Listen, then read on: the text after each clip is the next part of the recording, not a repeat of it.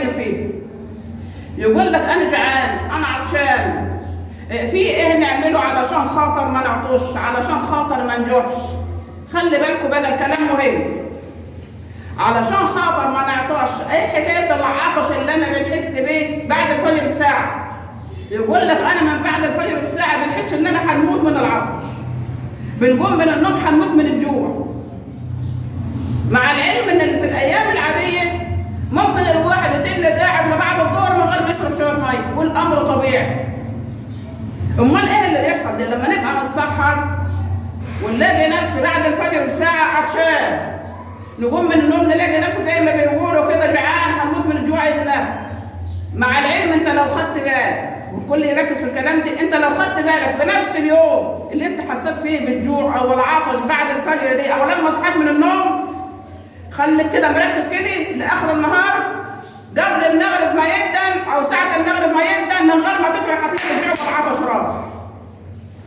مع العلم ان انت صمت 11 ساعه ولا 12 ساعه كنت بتموت ساعة بعد أكلك بساعة أو بعد شربك بنص ساعة. سبحان الله العظيم، تيجي المغرب تلاقي نفسك الجوع والعطش. ده معنى كده إن ده ما كانش لا جوع ولا عطش، ده كان شيطان عايز يحرمك من أجر الصيام. خلي بالك، ده شيطان عايز يحرمني، عايز يقول لك لا أنت ما تقدرش تصوم، لا أنت ما تقدرش، وربنا غفور رحيم. يا عم افطر.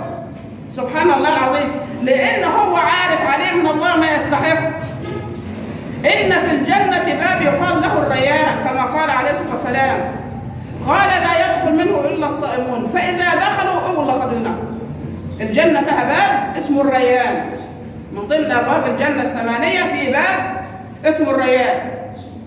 سبحان الله العظيم، هذا الباب مش هيدخل منه غير الناس اللي صامت بس. الناس اللي صامت صح، مش أي حد.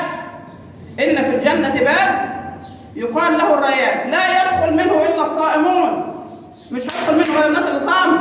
ومش الناس اللي صامت مجرد صيام كده، لا، الناس اللي صامت صح، صامت ايمان واحتسابا كما قال عليه الصلاه والسلام، قال من صام رمضان ايمانا واحتسابا غفر له ما تقدم من ذنبه، ومن قام رمضان ايمانا واحتسابا غفر له ما تقدم من ذنبه، ومن قام ليله القدر ايمانا واحتسابا غفر له ما تقدم من ذنبه. هي الناس ديت اللي هتدخل باب الريان، عشان ما تضحكوش على بعض.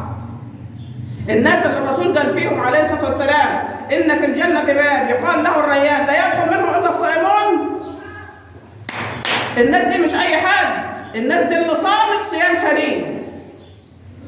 الناس ديت هي اللي صامت صيام سليم. وكلمه الريان من الري، يعني يقول لك فلان رايح يروي الارض النهارده، يعني هيسقي الزرع. وبرضه الناس اللي عطشت